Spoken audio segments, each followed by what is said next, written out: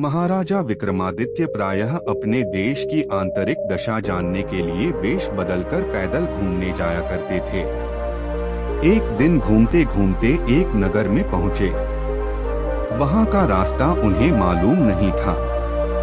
राजा रास्ता पूछने के लिए किसी व्यक्ति की तलाश में आगे बढ़े। आगे उन्हें एक हवलदार सरकारी वर्दी पहने हुए दिखा। राजा ने उसके पास जाकर पूछा, महाशय अमुक स्थान जाने का रास्ता क्या है, कृपया बताइए। हवलदार ने अकड़ कर कहा, मूर्ख तू देखता नहीं, मैं हाकिम हूँ, मेरा काम रास्ता बताना नहीं है, चल हट किसी दूसरे से पूछ।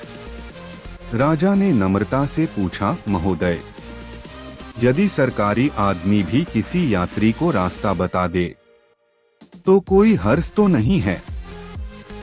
खैर मैं किसी दूसरे से पूछ लूंगा, पर इतना तो बता दीजिए कि आप किस पद पर काम करते हैं।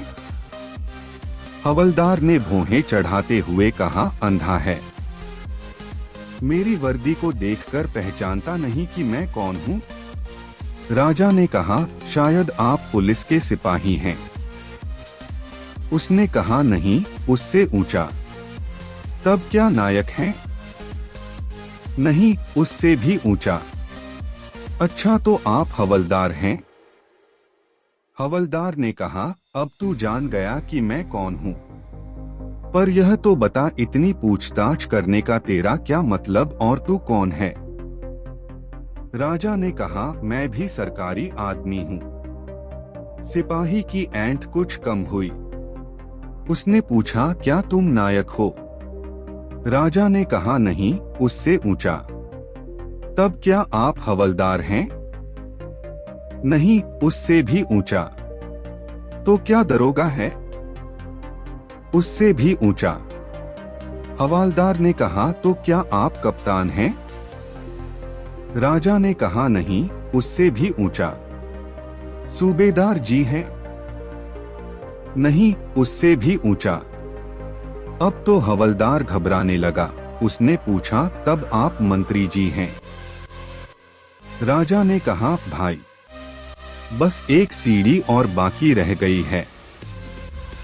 सिपाही ने गौर से देखा तो शादी पोशाक में महाराजा विक्रमादित्य सामने खड़े हैं।